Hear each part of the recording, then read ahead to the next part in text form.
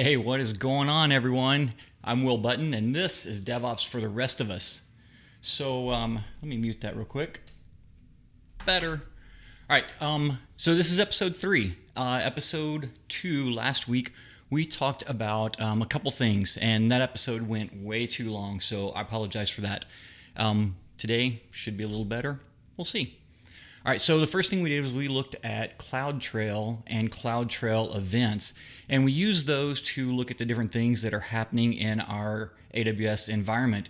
And we set that up so that the CloudTrail events go to CloudWatch logs, and then we set up a metric filter on CloudWatch logs that would send an alert anytime our IAM permissions changed or whenever someone logged into our account using the root login. So those are both very important things to making sure that things are happening as you expect in your AWS environment and you don't get any surprises. Then we followed that up by launching our VPC. And our VPC we use as kind of an isolated environment within AWS so we can protect things that don't need to be publicly exposed. So with that done, today we're going to take a look at launching an AWS EKS Kubernetes cluster because everyone loves Kubernetes. It's like the thing that everyone wants to do. And so I'm going to show you how to do that. I'll admit right up front, I don't have a ton of experience with Kubernetes, but I've played around with it a bit, kind of familiar with it. If you're not familiar with it, but you've heard the term, just at a really, really high level, at a level that probably Kubernetes experts would give me a ton of crap over, I'll tell you that it's an orchestration management platform. Is it a platform? Framework. Maybe framework's a better word. But either way, whichever way you want to go with that, what it does is it allows you to just like take all of your stuff that can run resources and put it together and then define what you want to run across that. So think about like if you're running a microservices type environment, you can launch your microservices and just let Kubernetes determine which machines that your microservice needs to be running on to keep everything balanced and healthy. It comes with features like self-healing. So if your Docker containers in one of your services crash, it'll detect that and launch new ones. It handles the rollout of new updates when you do code deployments. Some of the other things that it does is it provides like this service discovery feature. And so what that means, let's say that you have a couple different microservices running your application. So you've got your web application, and then you've got an authentication server. So whenever a request comes into your web application, it needs to go talk to the authentication server to see if this particular user is allowed to log in. And so to do that, it uses service discovery. Now the benefit of that is that as you roll out new updates to your authentication service or containers go away and new containers replace it, service discovery always has a master list of who's available to answer that request, which is kind of cool. So that's like at a really high level what it does. So let's just jump right into it, and we're going to run through the AWS documentation of how to set that up. So I'm logged into my AWS console over here on the Amazon EKS screen or EKS service. So now to do this, I'm just going to follow along the documentation that AWS has for that. All right. So we're just going to follow along with that, and we'll see how that goes. Sorry, I got to move got some stuff on my screen. I got to move out of the way. All right. So the first thing we need to do is we need to create an IAM role, identity and access management role, for our EKS cluster. Now the reason that we're doing this is because Kubernetes is going to be interacting with some of our AWS services, right? So think about a scenario where you've got a bunch of Docker containers running your web application. You want those all behind a load balancer. So Kubernetes has to have permissions to go and build that load balancer within your AWS account. And so the recommended way to do that is to have a dedicated role for that, because you want to just make sure that you've got the least permissions needed for a particular service to do its job, right? So I'm actually going to switch over here to CloudFormation, right? Because in the docs, and the doc that I'm following to do this is on the AWS website, and I will include a link to it in the transcription after we're done with this live stream. So to get that, make sure you go over to DevOpsForTheRestOfUs.com and sign up your email there, because that's where I send out all of the info that we talked about during the live stream. So I'm going to create a stack with new resources, and I'm going to upload a template file that was provided in the AWS documentation here. I'll choose the file, and it is the EKS cluster role is the one that I want. Now you remember last week we used this to build a VPC, and there were some parameters that we were able to fill in. This one doesn't have any parameters in it because all it's doing is granting the assume role permissions to this service. So the stack name, we're going to call it EKS livestream role, and we'll hit next. I'm going to skip the tags for now, just for the sake of time. We covered that last week on which tags that you want to use in your AWS environment.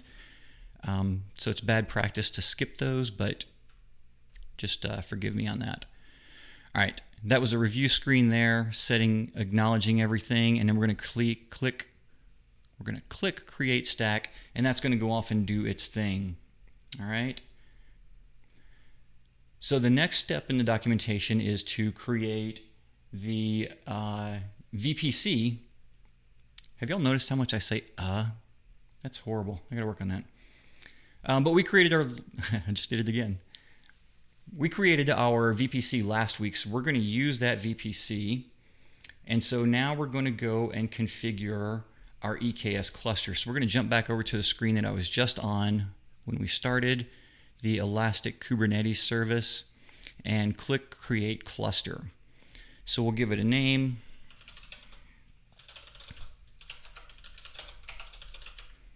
You can pick your Kubernetes version. We'll just stick with 1.15. And then our cluster service role, we're going to pick the role that we just created, right? And it actually tells you right here, select the IAM role that the Kubernetes control plane is going to use to manage AWS resources on your behalf. Then we get this thing called secrets encryption, which is really kind of cool because Kubernetes has the ability to inject the secrets into your pods, which in Kubernetes language, a pod is it's like a group of containers that perform a specific task or service. And so using the secrets encryption here, what it allows us to do is keep those secrets in AWS KMS, right? So then they're stored within AWS, but Kubernetes still has access to them. So you need a KMS key to do that. That's going to be the key used to encrypt and decrypt those secrets.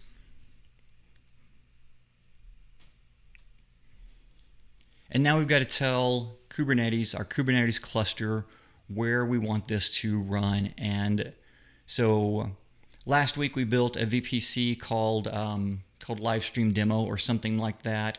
After the live stream, I went back and created the VPC that I'm going to use because, as I mentioned, I think last week, the reason we're going through a lot of this is because I need to do this to launch a product that I'm working on. And so this is the VPC that I created for that product. And now you can see it automatically populated the subnets here. But if we go and look at them, we can hit the drop-down menu. It expands those and it shows there are 2 public subnets and 2 private subnets that exist in this VPC, and we're going to use all of them.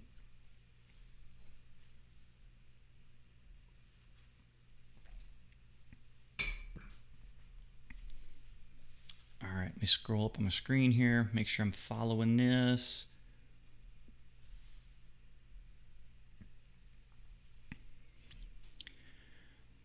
All right, Now we've got to create a security group, or tell it which security group that we're going to use for our Kubernetes service. And this is the one that's used for the Elastic Network Interfaces, or ENIs, on our cluster. So in the documentation here, it does say that AWS CloudFormation template is going to modify the security group that's specified here. So it's recommended to use a dedicated security group. So we're actually going to go create our own security group for that. So we'll jump over to the VPC section. And then we'll scroll down here to security groups. And we're going to create a new security group.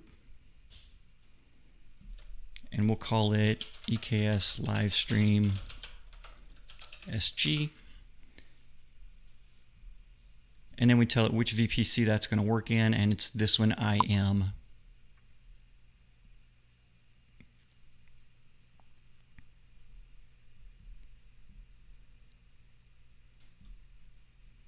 Hey, Grubbins, what's going on? So for our inbound rules and our outbound rules, I'm going to leave both of those as they are because I know that the CloudFormation template is going to create those.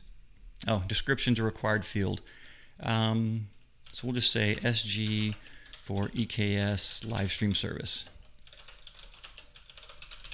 It's funny, I never realized description was required. There you go. All right, so that's off creating, so we can jump back to our other tab. And now if we hit the little refresh icon, we should see,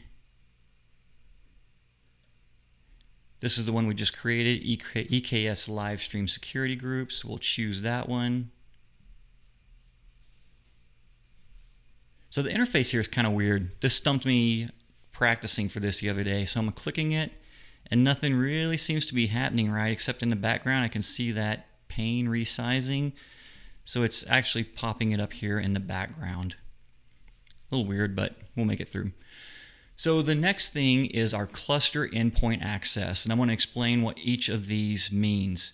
So that it means how can you access your Kubernetes cluster? You can do public and private, or private. So public, I think that's pretty straightforward. You know, it's got public access. Private means that it's only available within your VPC, right? And then public and private obviously is a mix of both, but it comes with a little bit of you know, different settings. So what it really means is, let me think about how I want to say this. So whenever the API requests for Kubernetes originate outside of your VPC, that's public access, and normally I would want to keep this to private access only because I don't want anyone publicly trying to hit my Kubernetes service, right? The catch there is I haven't built any way to get inside of my VPC. There's no VPN server into it, which is something we're going to tackle in the next week or two because we're going to need that eventually, right? And so with a VPN server, it allows us to VPN inside the VPC and access those private resources. But between now and then, I've got to turn on public and private in order to make that work, right? So probably in an ideal world, I would build that VPC or VPN server first and then leave this as private so that my Kubernetes cluster is not publicly available. So we'll hit next and we're going to set our logging options. And just because you never know when we're going to need them and storing logs is pretty cheap in AWS, we're taking all the logs. All right, so we've got a review screen here. I'm not going to tag it because we covered tagging last week, but the one The one that I use for my service would obviously be tagged. We've turned on secrets encryption. We've set our network to our VPC built for this project, public and private access, and turned on all our logging. And I'm going to hit create. So our little tooltip there, or our little snack bar, says it may take several minutes. When I did this the other day, it took like 15 minutes. And, you know, if we're honest, there's nothing I can say that would take 15 minutes that would make this entertaining. Fortunately, though, I went ahead and created a cluster ahead of time so we can keep moving through our documentation here. All right, so our next step is to use the QControl command to check the status of our service. And so I've got that over here. You know, can I move this? There we go. I have this little window that's previewing what I'm doing, but it was right in the way there. So we're going to run this command, QControl get service. And it's returning the cluster that I built the other day. Actually, you can see the age of it, 46 hours. So that's not the one that we just built. It's still not complete. It won't be complete for a while. In order to get that QControl command to work, though, I had to update a file called kubeconfig. And so if I do this, if I do ls-alh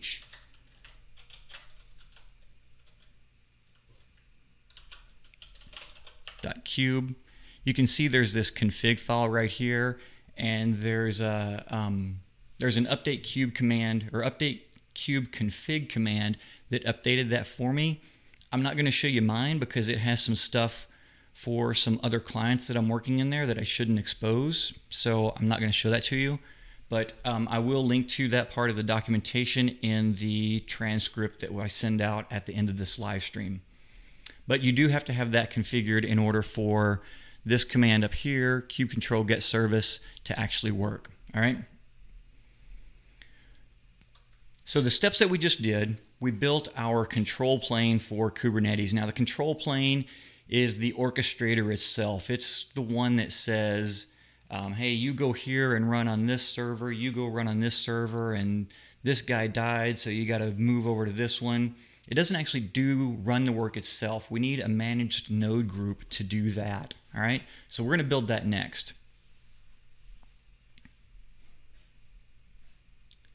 Now to build that, let me grab this command. We're going to switch back over here. I don't need this tab anymore, so we're going to grab it for CloudFormation. We're going back to CloudFormation, and we're going to create another stack. And so in their documentation, they gave us a URL of that CloudFormation template, and that's what I'm going to use. So I'll hit next, give it a name.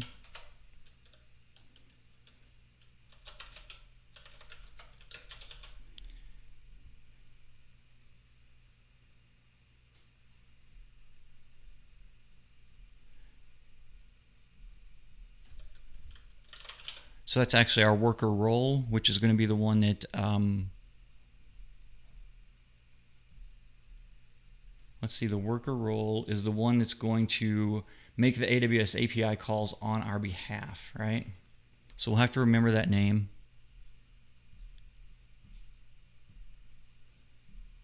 And we'll hit, forgot to check the box. Try that again. And we're up and running. Well, maybe not up and running. We're up and building.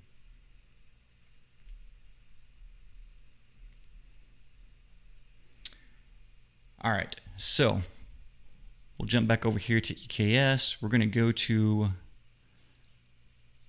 our live stream demo 1. Can you look at that? I am horrible at naming stuff, all right?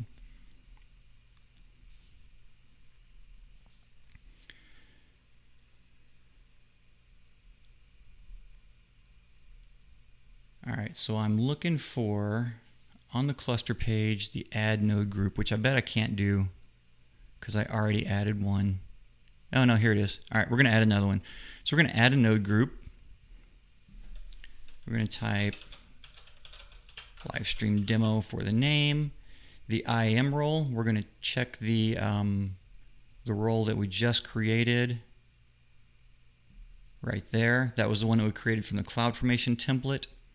And again, this is another one that whenever I click next here, AWS is going to go behind the scenes and modify that role, so we don't want to reuse that role anywhere else.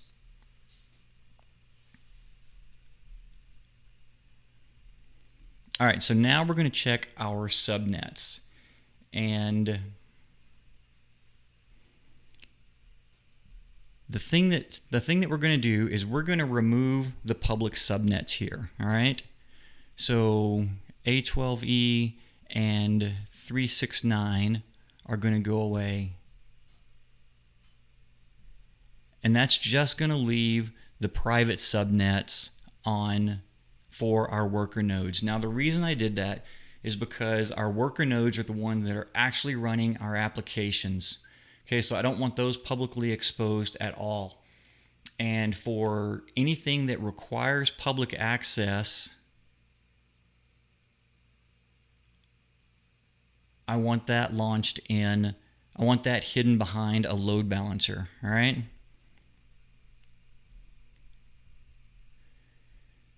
And then this is actually launching our worker nodes as EC2 instances, which means we can SSH into them if we choose the right key pair here. So I'm going to choose a key pair.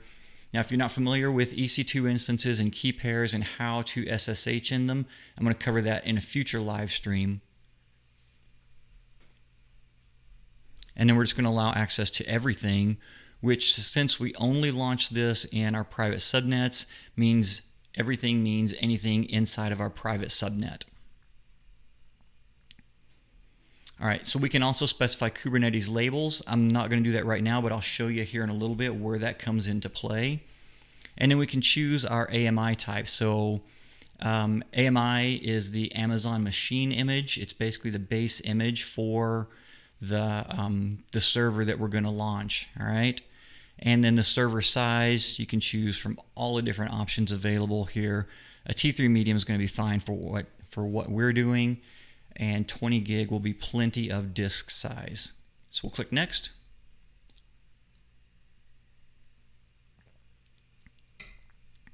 And then we can auto scale on this, right? So it will bring the number of nodes up and down between our minimum and maximum size to handle the capacity. For right now, 2 across the board is fine. Then we've got our review screen here, and we'll hit create. And again, that's another one that's going to take a few minutes, so we've already got one up and running. To see the status of that, though, they've given us another command here. So QControl get nodes watch, and we can actually see those nodes coming up. Those 2 that we see right there are the ones that I launched earlier this week, practicing for this live stream.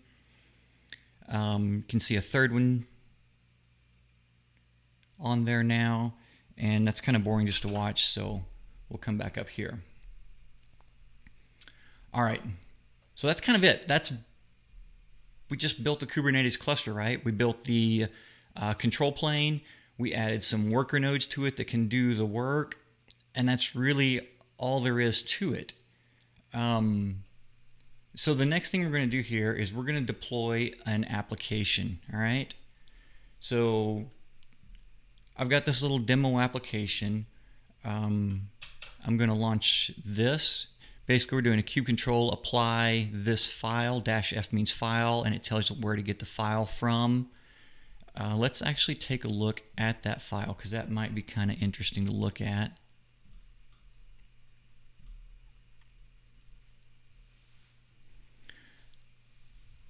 So this is launching a Redis controller, because this application uses Redis on the back end.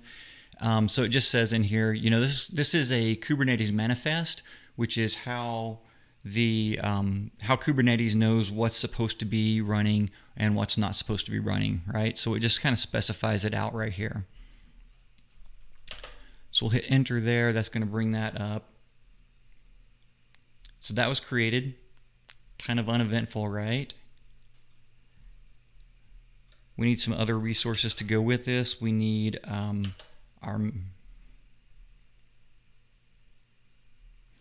master for our Redis service, and we need a replication controller for it.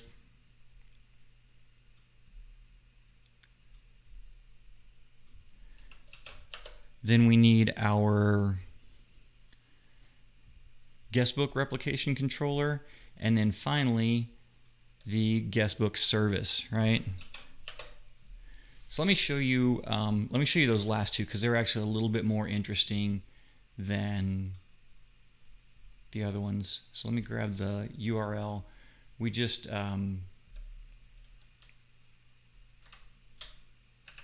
because we just copied and pasted that in there, right? So that's kind of boring.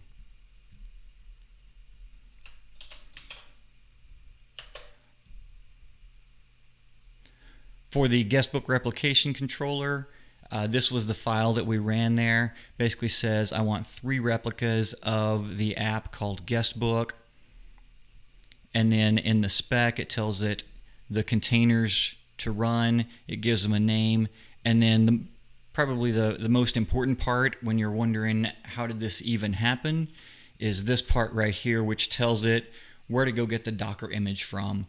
So in your own application, you know, it's not going to be a Docker image coming from a Google container registry. It's probably going to be coming from your own Amazon container registry. So that's where your URL will point to, right?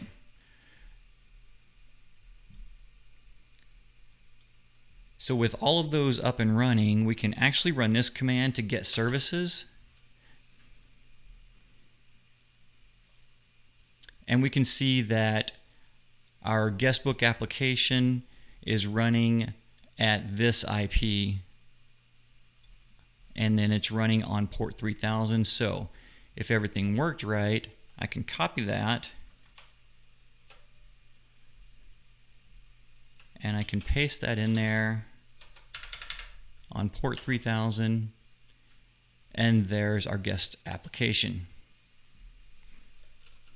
So if we type this in, ideally we can submit that. It says it's waiting for database connection.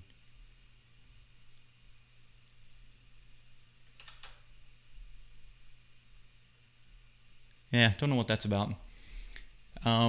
Could be I skipped one of the things I was supposed to copy and paste here, and our Redis service isn't up. So how would we know that? That's a great question, right? Because we built a bunch of stuff in AWS. We built an EKS service, and we built worker nodes, and we've launched stuff on it. Where's it all running at?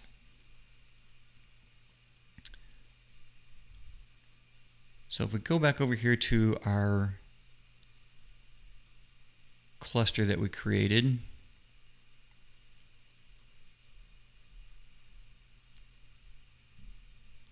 we look under compute, we can see our worker nodes here, but we can't really see what's running on them, right?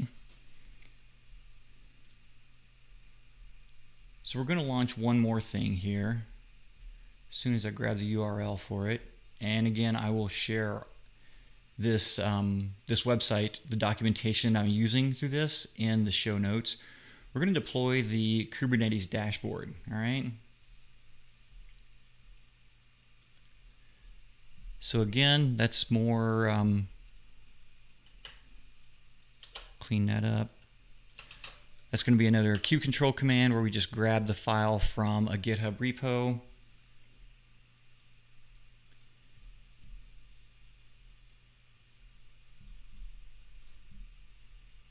Actually, hold up, I grabbed the wrong one. That's the wrong one.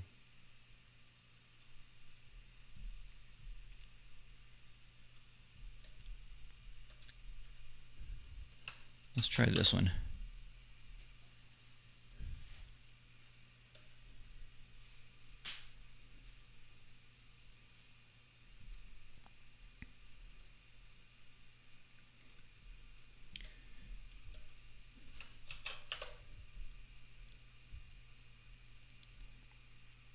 All right, and so we got we ran the get deployment of the metric server, and it shows that it's up and available. And so now we can deploy the dashboard.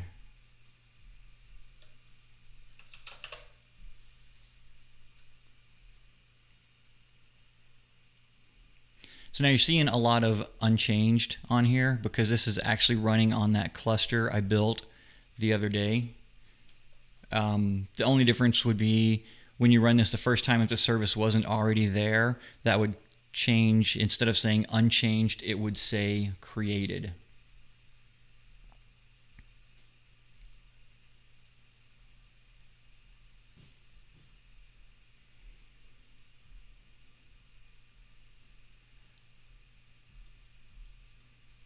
All right, so now we've got this deployed. Our dashboard's up and running. We've got to connect to it. In order to connect to it, though, we need an authentication token. All right. So we're going to run this command, which actually grabs an authentication token. And if we break it down, what we're looking at here is we're running this command, QControl, kubesystem get secret, and then we're going to grep for the phrase EKS admin, and then once we find that, we're going to use awk to print out the first column of that response, and all of that gets passed to kubesystem describe secret. All right, so we'll do that whenever that finishes.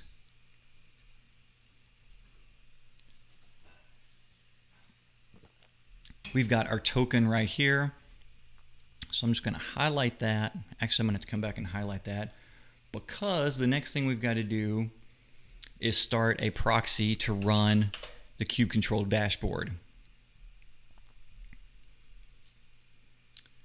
And with the proxy up and running, I'm going to copy this link, open a new tab up, paste that in.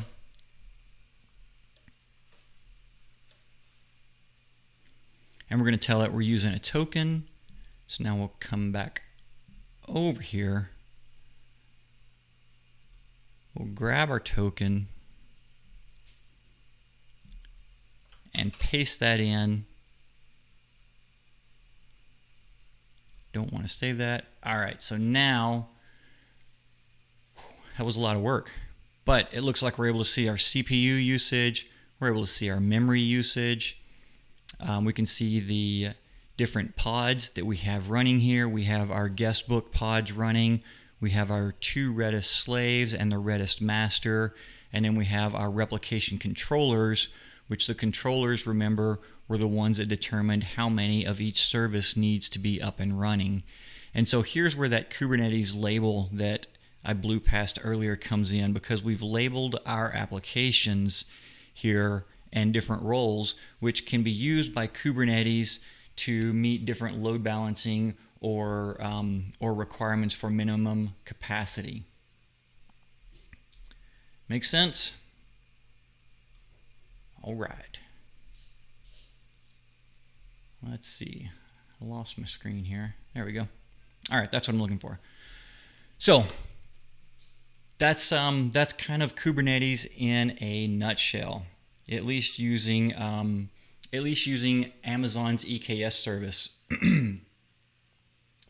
So in the whenever I was tweeting about this, I said we'll go through EKS service and I'll tell you why I'm not going to use it. Here's the thing.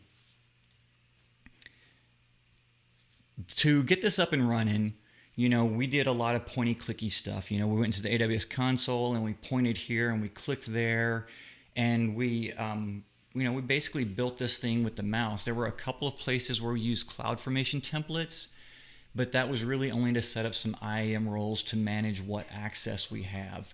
So now that it's done, there's really no documentation or configuration details of how we set this up. So if something were to happen to it, or it were to be changed in the future, we don't really know what got changed, all right? Which is not really a very DevOpsy approach, for lack of a better term. It's not what we're looking for. Now, I will say that if you use something like Ansible or Terraform or some other tools like that, I haven't looked specifically, but they've probably got fully mature templates for launching EKS, which does meet that criteria for you. But that's another tool on top of this, right? And I'm targeting this live stream at the absolute beginner. So EKS makes GKE look easy. All right, cool. I like that. So it was kind of easy to deploy, right? It's just that it's not, the configuration of it is not really trackable. And we kind of glossed over a lot of things too. Like, let's think about what we did there. We built the EKS cluster and then we launched these worker nodes. But the thing that we didn't do is we don't have a strategy for maintaining those worker nodes, like for maintaining how they were configured, running security updates on them. They're EC2 instances, so we've got to manage log rotation. And when we deploy these Docker containers on them or these pods on them, what happens to the logs from those? How do we get the logs out of there? You know, so there's a lot of things that we still haven't touched. Even though this is up and running, it feels like there's a lot of gaps in the maintenance of it. So those are kind of like the big reasons for me, the lack of visibility and the lack of documentation, although we can overcome both of those by adding more tools to it. The reason I don't want to go down that path, though, is just resources. You know, when I look at the resources from the time I have available and the staff that I have, I've got to pull people from other projects in order to take care of those things, when right now our primary goal is to get this new product launched so we can get it in front of some potential customers and see if it's even going to work. So everything that's not driving that forward is keeping us from hitting our objective, right? So that's the reason we're not going with EKS. One of the other reasons is we have this, it feels like there's this this lack of what's the right word? How do I want to say this? So we built all these services inside of Kubernetes, but we built them on top of AWS, and we kind of duplicated some stuff that AWS is already providing, right? AWS has CloudWatch logs and CloudWatch metrics, and you know, it's got some support for Docker containers using Fargate, and it's got, you know, we even launched a Redis cluster here whenever we have things like Redis available through AWS Elastic Cache. You know, so we kind of built things that AWS is already providing for us. And so it feels like we're not using the things that we've already got access to in there. So having said that, you know, Kubernetes is really, really powerful, you know, and it's super fun. I'm looking forward to the time whenever I have the opportunity to use it, whenever the situation is right to use it, because it just looks like it could be loads of fun. So let's talk about that real quick. What are the different scenarios that would make me want to use Kubernetes? I think the first one is if I were working in an environment where I had my own data center running on my own physical hardware, it would be a no-brainer. There's no way I would consider anything else. The other thing is if from resources, you know, we're talking about DevOps here. If I had some folks who were really, really strong in the ops side of DevOps, I would definitely turn Kubernetes over to them because it is pretty ops heavy. If you're heavy on the dev side, though, there's a lot that you've got to learn in order to be productive with Kubernetes. And then scale is the other thing. You know, scale is where Kubernetes really, really comes through and shines. But when we say scale, that's a relative term. I mean, I'm talking things like Facebook and Google scale. You know, that's where Kubernetes is really going to deliver its bang for the buck for you. So I think I've rambled on about that enough, about why we're not using Kubernetes in my particular project, what it would take for me to use that. So the big question is, what am I going to use? Which kind of tees things up for next week's live stream, because I'll show you that. I'm actually going to deploy mine using the AWS Fargate service.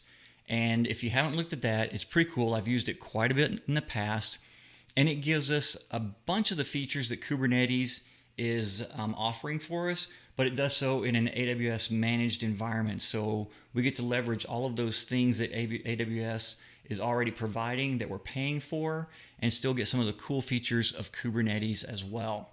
So If you're interested in that, be sure and check out the live stream next week because we'll be building our ECS cluster on AWS Fargate.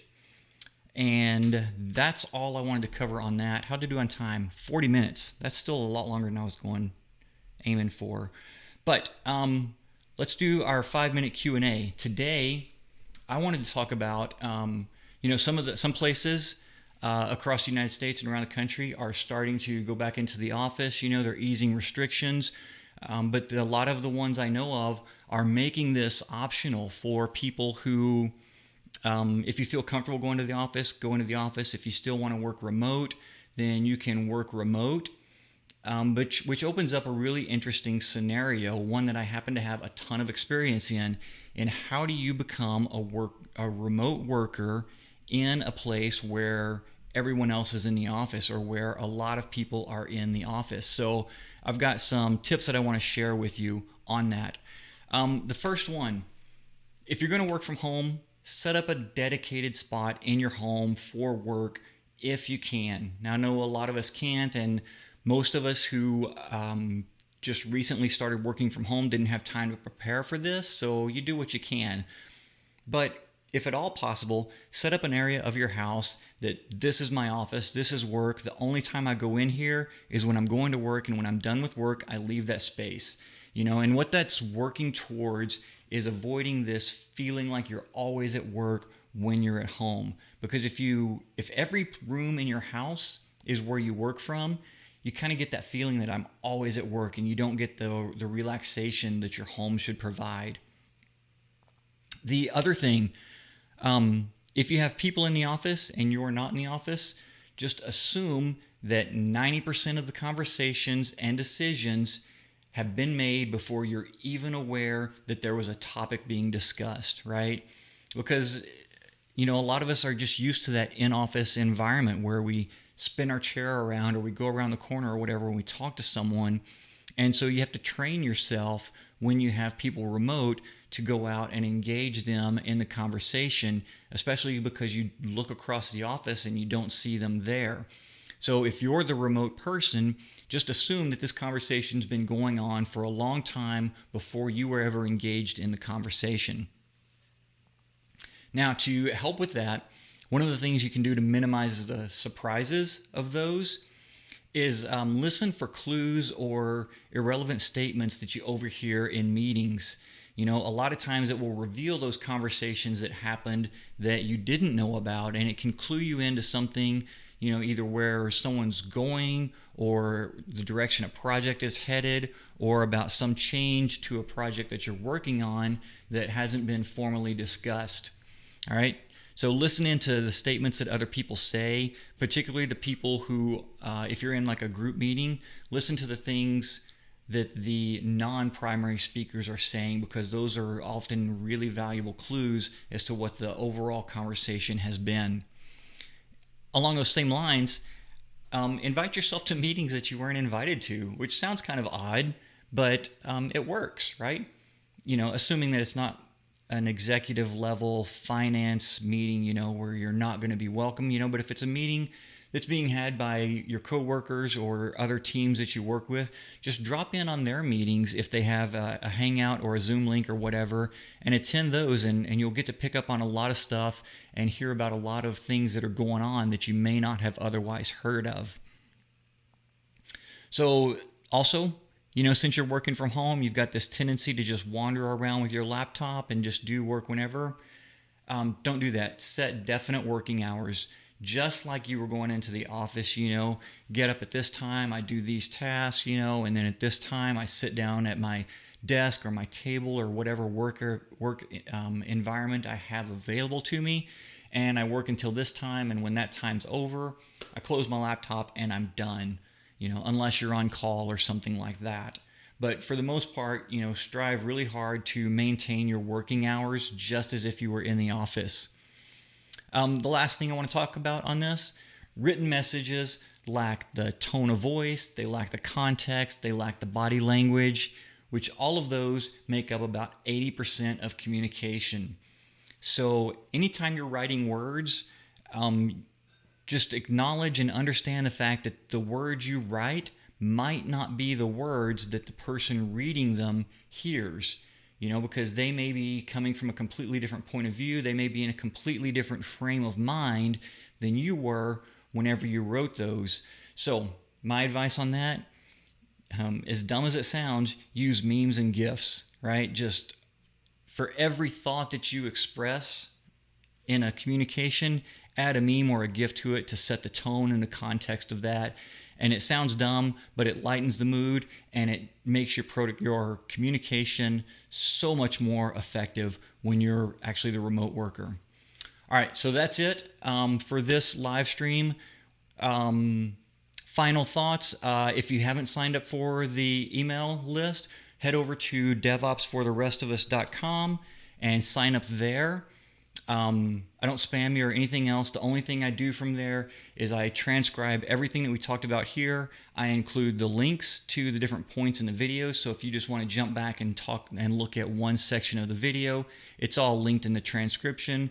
And then I include the links of the things that I use, such as today I'll include the AWS documentation for setting up the EKS service and different things like that. So that's it. If you guys enjoyed it, let me know. Like the video, subscribe to it, tell your friends about it. And aside from that, that's all I got. Thank you guys so much.